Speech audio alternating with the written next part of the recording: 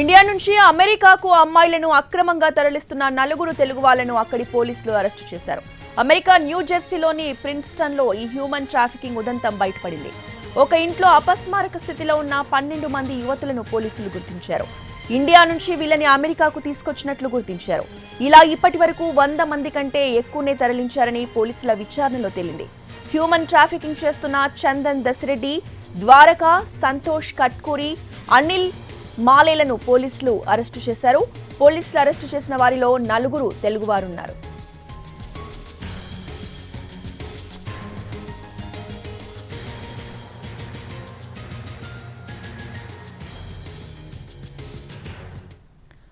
India నుంచి అమెరికాకు అమ్మాయిలను అక్రమంగా తరలిస్తున్న 4 తెలుగు వాళ్లను అక్కడి పోలీసులు అరెస్టు చేశారు.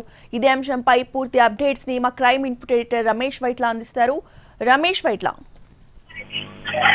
హైదరాబాద్ ఇటు తెలుగు రాష్ట్రాల నుంచి పెద్ద మొత్తంలో అక్రమ రవాణా చేసి అమెరికాకు తీసుకువెళ్తున్న ఒక ట్రాఫికింగ్ ముఠాని ప్రిన్స్టన్ గిన్స్బర్గ్ లేన్ పోలీసులు అరెస్ట్ చేయడం జరిగింది. ఇందులో మొత్తం 4 అరెస్ట్ చేశారు.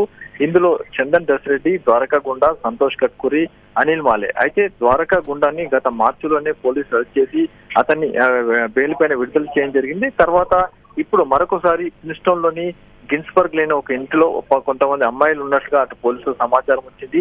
ఈ మేరకు పోలీసులు ఆ ఇంటి మీద రేడ్ చేసినప్పుడు 12 మంది యువతులు అపస్మారక స్థితిలో కనబడడం జరిగింది. వాళ్ళని ప్రశ్నించినప్పుడు చందన్ గుండా ఏదైతే ద్వారకా గుండా వాళ్ళు తాముకి ఇక్కడ తీసుకొచ్చారని చెప్పడం జరిగింది. అయితే ఈ మేరకు మొత్తంగా చందన్ దసిరెడ్డి, ద్వారకా గుండా, సంతోష్ కట్కూరి, అనిల్ మాలే ఈ 4 నలుగురు తీసుకున్నప్పుడు వీళ్ళు కొన్ని షెల్ కంపెనీలు పెట్టుకొని ఉన్నారు. ఆ షెల్ కంపెనీలు పనిచేసేందుకు వీళ్ళని అక్రమంగా ఇండియా నుంచి హైదరాబాద్ అటు అమెరికాకి తీసుకొచ్చినట్టుగా చేరుకోవడం జరిగింది. అయితే పెస్ట్ కంట్రోల్ సంబంధించిన కంపెనీ పేరుతోటి వీళ్ళందరినీ కూడా ఇండియా నుంచి అమెరికా తీసుకొచ్చినట్టుగా ఇప్పుడు బయటపడింది. అయితే ఇందులో చాలా మందిని ఇటు తెలుగు రాష్ట్రాల నుంచి అటు అమెరికా తీసుకువెళ్ళినట్టుగా అధికారులు గుర్తించారు. ఇప్పటి వరకు 100 మందికి పైగా అటు హ్యూమన్ ట్రాఫికింగ్ చేసి ఉంటారని చెప్పి ఒక అనుమానం వ్యక్తం చేస్తున్నారు. ఈ దశలో పోలీసులు అయితే విచారణ చేస్తున్నారు. అయితే ఎవరైతే ఒక రూమ్ లో 12 మంది దొరకాలో వాళ్ళు అపస్మారక స్థితిలో ఎందుకున్నారన్న విషయం తెలుసుకునే ప్రయత్నం చేస్తే పెస్ట్ కంట్రోల్ సంబంధించిన కెమికల్ గోదాంలో వీళ్ళని ఆ రూమ్ లో పెట్టి ఉంచడం వల్ల గాలి వెళ్తూ లేకపోవడంతో ఆ యువతులందరూ కూడా అపస్మారక స్థితిలో ఉన్నారని చెప్తున్నారు. అయితే